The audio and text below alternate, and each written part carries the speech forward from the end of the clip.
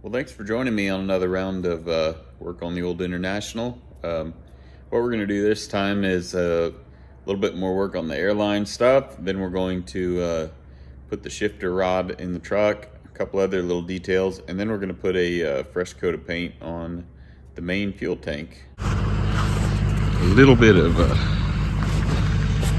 snow here. Fortunately, there's no snow directly under the truck for the most part. We need to get in here and finish the end of that line. Maybe get the shifter drive shaft, I guess is what you'd call it, get that put in. Try to get this line finished up down to the dryer. Maybe button up a couple other little things before my toes get too cold and I quit. We've been socked in with the cold here for the last 3 or 4 days.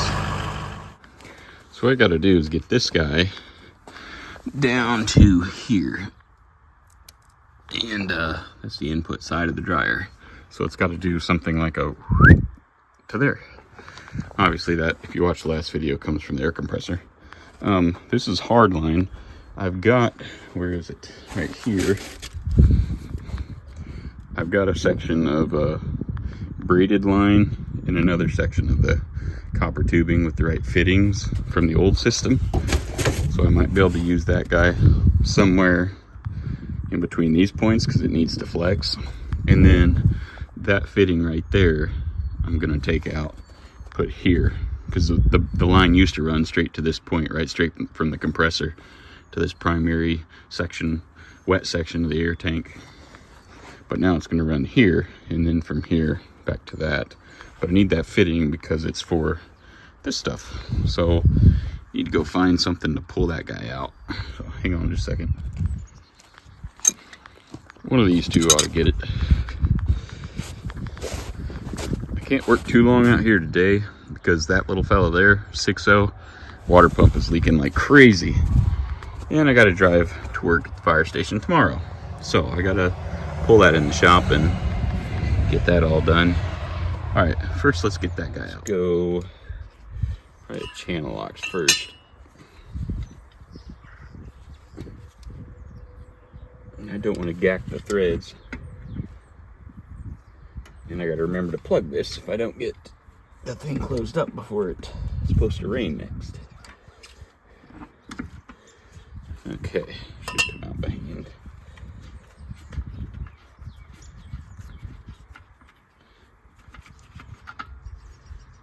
Excellent.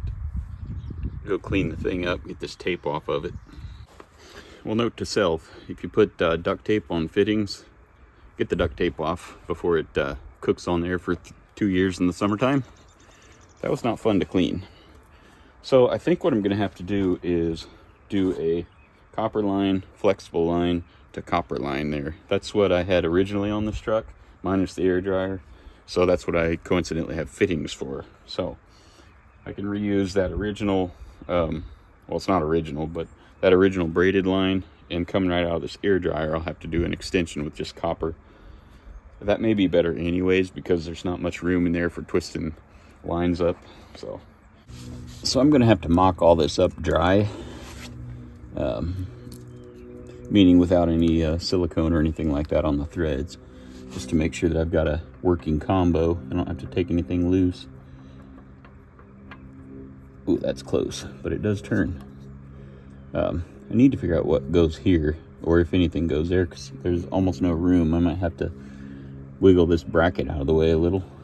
Okay, so that's in far enough. I can kind of figure out what I want to do from there. I'm gonna have to change over to a hard line. Either go this way or straight up. Probably straight up be the best. So that's my fitting right there. Stared me in the eyeball. And this is the other end where it needs to connect. Not necessarily right where this is at. I can go underneath the transmission there.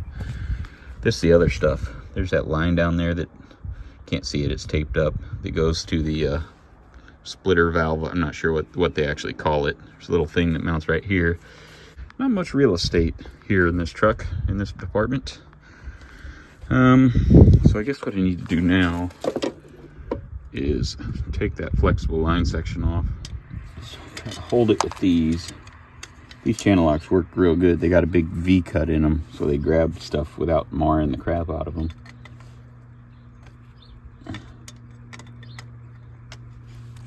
Alright, I'm just going to hold it with that one, and then loosen with this one. I got snow in it. Okay. This is kind of an ancient twin sticks-esque situation here, working in the snow. Good Lord. Look at that rub spot. Reckon I don't have all the fittings I need, because this one is totally gacked. This is why I'm going through all the air system in this truck anyways. Look at that. Can you see that? That's just where it rubbed against something. I mean, this is the primary air line coming out of the compressor. So we found two spots now, one on the other hard line where it rubbed through almost completely, and right here where it's rubbed through almost completely. If I'd left this stuff in place, I'd have been looking at a wrecker bill 2 times. That would have been probably, depending on how far from the house I was, I mean, that's probably $1,200 in wrecker truck fees. If both these lines had failed at different times, of course. Okay, I can still use it for a mock-up. I got that off. Look how badly that wore.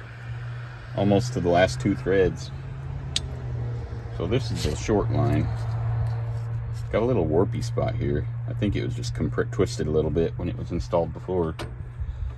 Now I need to figure out how I want to route it. We'll slide that down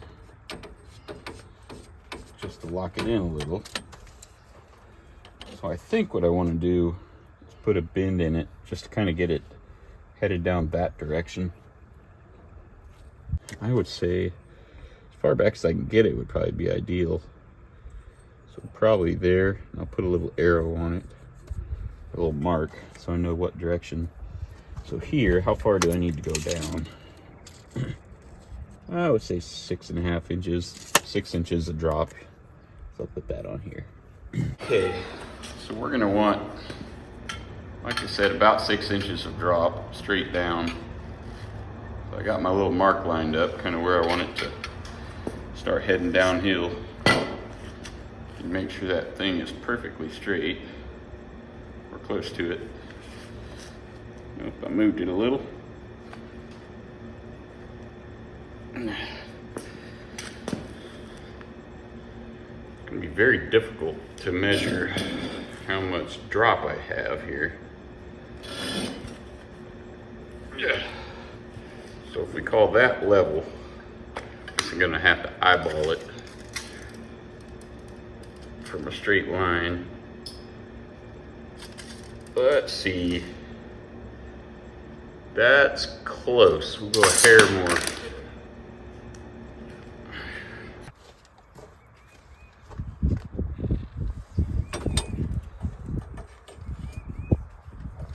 Okay.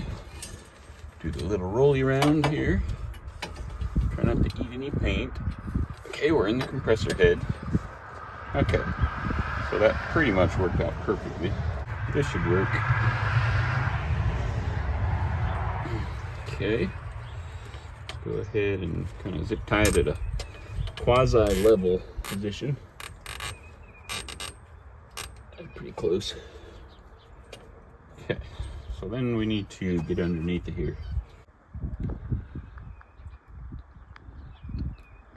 I can't hardly get you guys in here to see what I'm trying to do here. I got to come straight up out of that short distance, 90 that direction. Then it's got to come forward, meet the end of that. But there ain't no good way to get a good angle on it for you to watch. That's the end of the tube. Got to go to there. So I'm gonna get a measurement. The tightest 90 I can get from right this point is about 5 inches, which will put it kind of and then kind of to the end of that hose or conduit, airline, whatever you want to call it. And then I got to make this fit here. So I'll bend my pipe a 90-degree, connected it to the end of that, and then wherever this line winds up, I'll just have to cut that pipe so that it's one good piece. Well, it's a day or two later.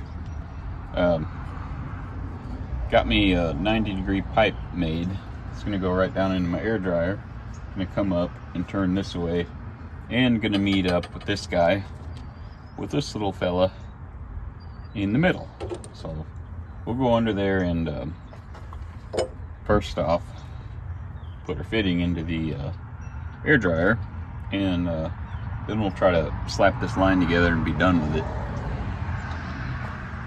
Alright, so here's our contact point. Oh boy, got a little thread sealant tape on this and liquid thread sealing tape. I find it's the most successful way to get this stuff sealed up. I'm gonna have to probably get another wrench.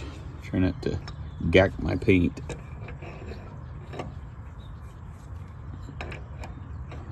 I might have room to get her.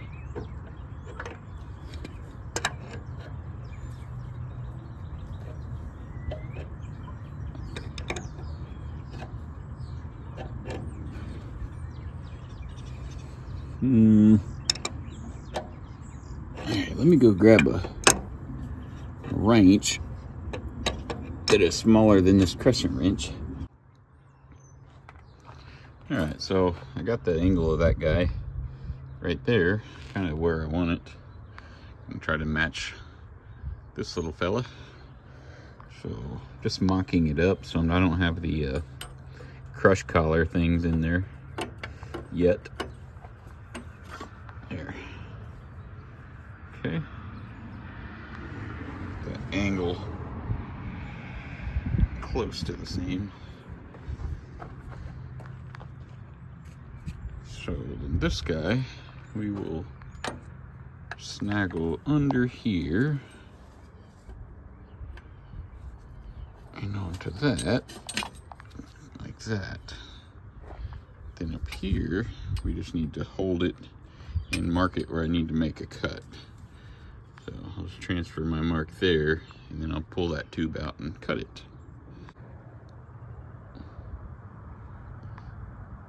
Well, it's almost dark, but I got my line cut. That was the end. I cut shorter.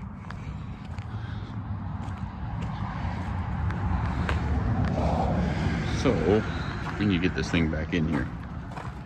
It's crazy with the camera, it doesn't look dark at all, but in reality the sun went down like 30 minutes ago. Also I have storms trying to come in. Let me get set up right quick.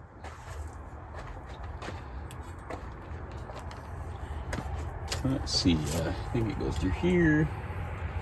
I can't find my, I forget what they're called, the little ferrules. Are they ferrules? Little compression rings, whatever you want to call them things. I got them somewhere, but I can't find them. Right, let me come down here and hook this up. No, that's not it. Oh, here we go.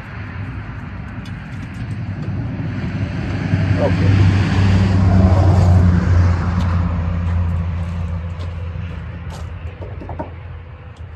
So then, my hose, sweet. Yeah, that's going to be great. Perfect, actually. That angle will be a little bit like that. Well, it's the next day. See, the pipe goes right into the compressor there.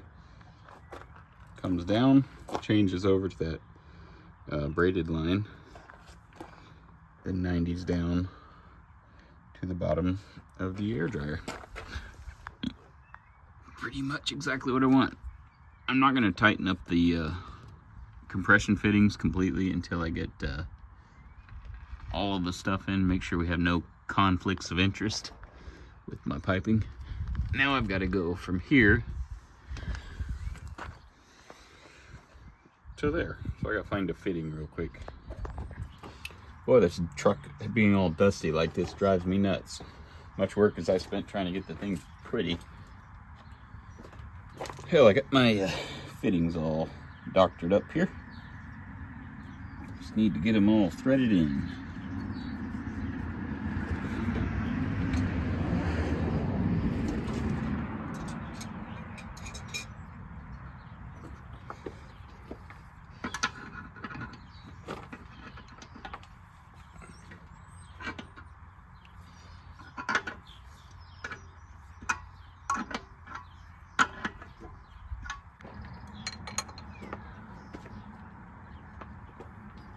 This guy.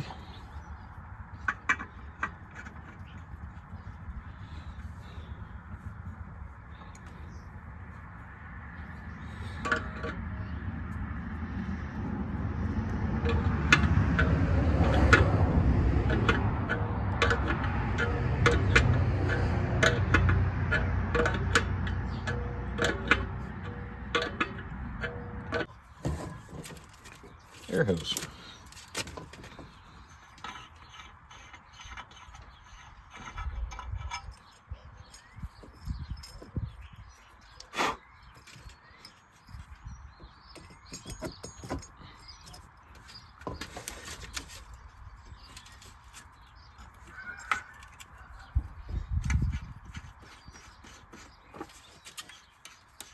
I'll do a final tighten on them once I get the clamps on. For now, this will definitely make it at least watertight. Okay.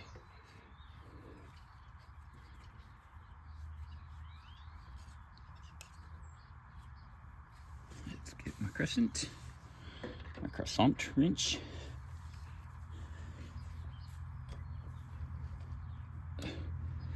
Look how much these things darken up. These are probably a year old compared to this. I mean, these are identical parts when I put them in. This stuff gets at, I guess it's kind of a protective coating on it.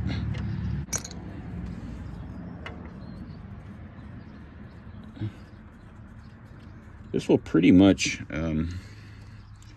get our air system back operational, which is key in moving the truck, obviously. Get it over there where I can get it on the concrete and be able to roll around on a creeper and make it a whole lot easier. I'm thinking I'll pop the top of the stacks off so I can actually back it into the shop. That would make me a whole lot more happy working on it in the summertime. Or winter for that matter, but winter's about petered out here. So we want it to go up into the frame rail a fair amount. I don't want to make it too short. I can always cut more off later. So we'll say here and chop it. Pop this guy off.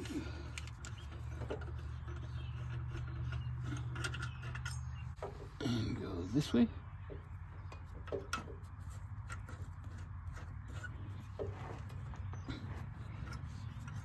Yeah.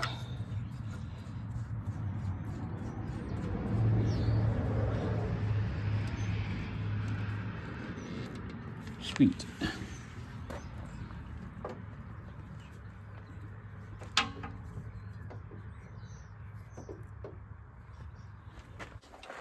Next up on the list is going to be the installation of my little boots that go on the shifter tower. These are surprisingly hard to find. This is reproduction, but this one is an actual Eaton Fuller. Part number 14975 for a 13-speed. Let's put that on. I also got the clamps.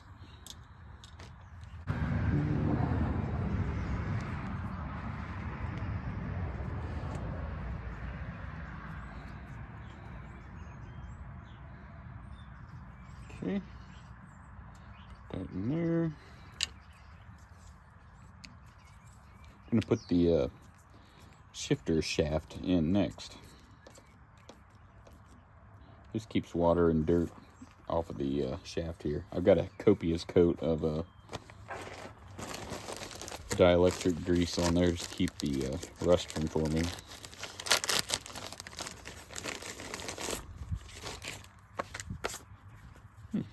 Next part. My seals are just totally shot and gone, so totally missing off the back. Got a bunch of slop in it. Let's see, it's gonna be open all the way.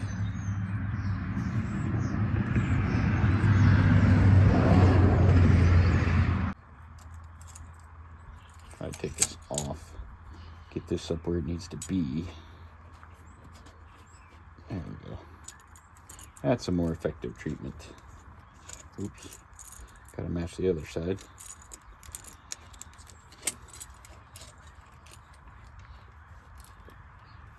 Excellent.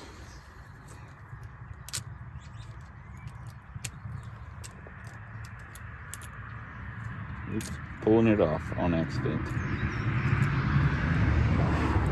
Monkey in a football comes to mind. There, that's what I'm talking about. Much better. I gotta make that drive shaft come in here, and it's got a set screw that goes in here and then a roll pin guy up there. And I think I'm gonna have to take that loose, the shifter assembly, but that's fine because the bolts are just finger tight. I thought I remembered having to do that. You gotta drive a roll pin that away. Again, another set of hands would be excellent.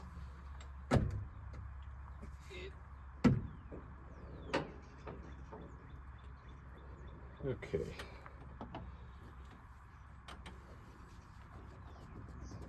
Okay, get this end on.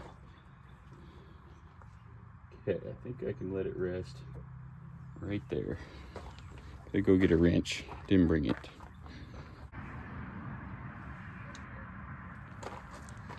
Okay, so push my airline out of the way.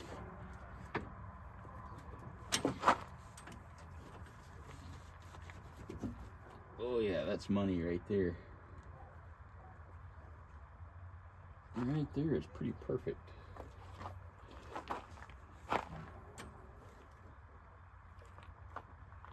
This thing was so clapped out when I had the truck running before. I'll show you some old video of that. It was so bad. The shifter was totally wobbled out. This shaft was wore out. The bushings in here. It has ungodly slop in it. Just ridiculous. Had to completely rebuild the shifter, new U-joints, new bushings, new shaft in the gearbox assembly actually. A lot of work, but it should pay off majorly with actually being able to find gears.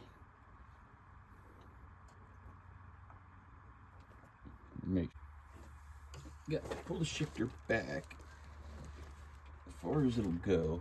I don't remember if there's enough space to, oh good, there is. Sweet. Rock the shifter back forward.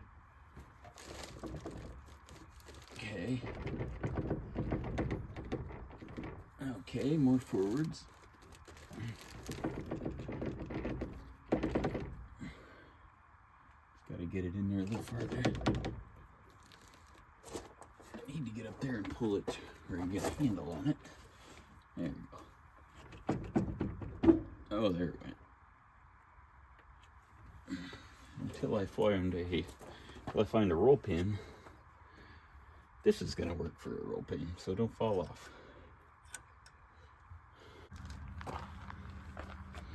Well, that's actually a pretty big step in the right direction. Put this up where it goes. It's kind of weird how it kind of goes off at an angle and then dog legs up. And then that yellow taped handle up there goes into the truck. So gotta do the splitter switch lines right there. I'm gonna buy brand new ones. My airline just barely clears, but it does clear. So it's held up a little bit too high with the zip tie. It'll go over and down a little. But shifter up there is now connected to the guts of that guy. So that's a win. It's gonna be great when all this is all pretty and black, same as that shaft there. And when that's brand new fresh coat of red. So I've got this tank just about ready to paint. When I got it, this tank, it had the this monstrosity of a fuel heater in it. Basically just have a antifreeze hose coming in here and then one coming back out. and it just goes down into the tank and heats the fuel. But here in Oklahoma, with me driving this thing just for fun, I don't know that I really need it. I don't need that capability. So I really didn't want to put this big monstrosity in there and have to have hoses and stuff running into it, and or have it capped and have it there for no reason. So I made a patch out of aluminum from one of my old fuel tanks, same thickness and everything. So I'll be putting that guy on right there. That will cover it up and still give me the capability of putting this in if I need to, because there's nothing wrong with this, but it's just ugly. So I'll have this on there and it won't look like crap. That's for the fuel sending unit for fuel gauge, but this guy right here will look a lot better than this guy right here. You know what I mean? Well, this little girl's about to get permanently attached, or semi-permanently. I'm gonna put some seam sealer around it, around the inside hole too, and it'll be ready to go. These are called Cleco pliers, if you've never seen them. They come from the aviation industry. They've been used for years, but they're just spring-loaded clamps. Just drill holes in the panel like that, squeeze the trigger, and you're done. It'll hold it in place while you're riveting or whatever. Aircraft skins are made out of aluminum, just like this, so they make all different sizes. These are the ones for like the 1/8 inch holes. They make way bigger and way smaller, so just wanted you to see kind of what it looked like before it was permanently done up and riveted. Well, I finally got this fuel tank in here, ready to put some silver paint on. I am definitely ready to end the fuel tank journey with this truck. It's a little patch we put on. It's on the top, kind of on the inside, so this is the part that's the most visible when you're looking at the truck. I just have to mask off the bottom. It's kind of a rotisserie thing. I'll just walk around and paint it. Got to shoot the base on there. I'm not in any hurry. I can take all day to do this if I want, but put a good coat of base on there, let it flash completely so there ain't no chance for solvent popping or anything like that. And then lay some clear on it, a couple of coats, and call it good. Well, I got my paint mixed up, stirred up I should say. Got a just a generic GM silver. Now this sticker on here says 3 of 22. I could have swore I had this mixed 6 months ago. It's been more than 2 years. Technically, the stuff I think is expired in its unmixed form, but it's not clumpy, doesn't show any signs of that separation or anything bad like that, so we're gonna send it. And I also don't know why I ordered so little. There's like 16 ounces in here, so I'm gonna be real close to running out of paint. I may end up having to go get more. We will see. I've got a light gray primer, so that should hide pretty fast.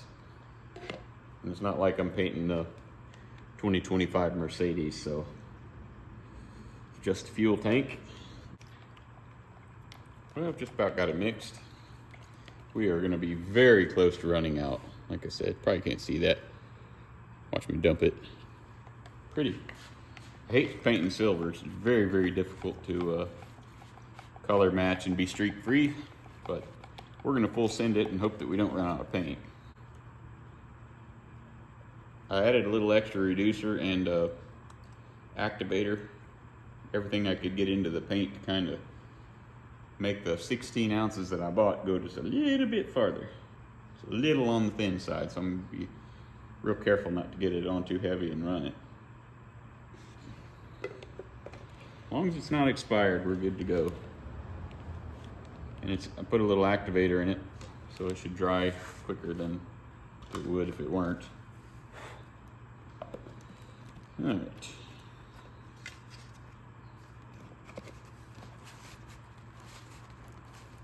Let's go paint.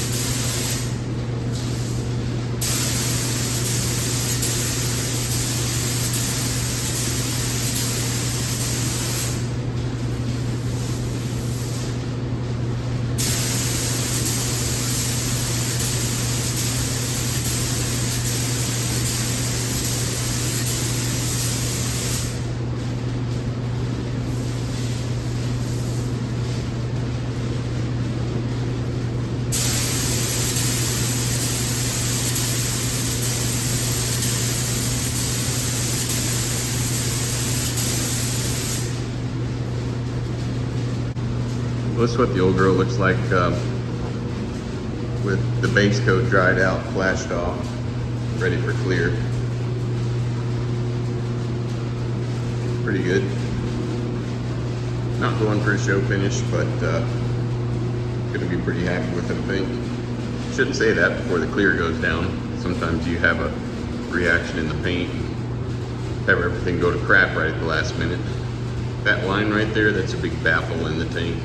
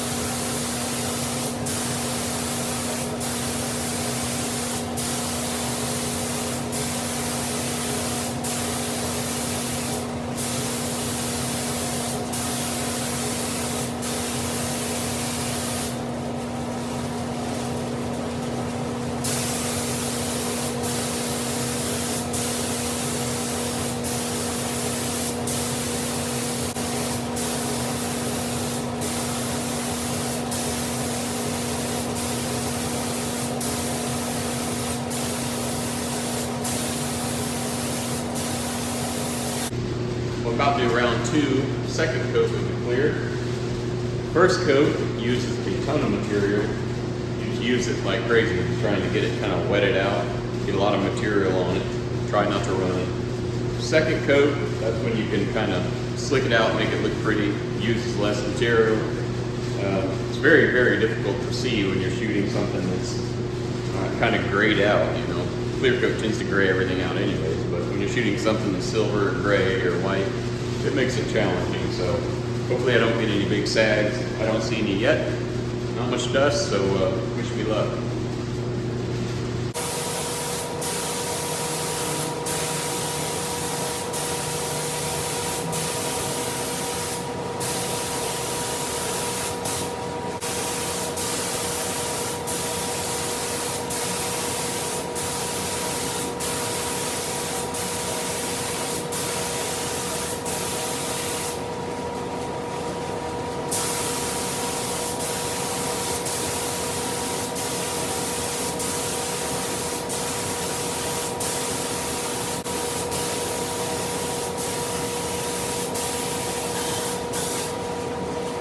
Well, that's what it looks like all finished up. Top's got paper on it, but it's polished up there.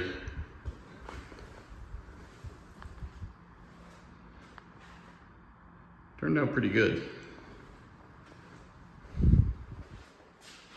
My idea with the silver was kind of to make it as close to a brand new aluminum tank as I could get as far as the finish goes. I think it's pretty good.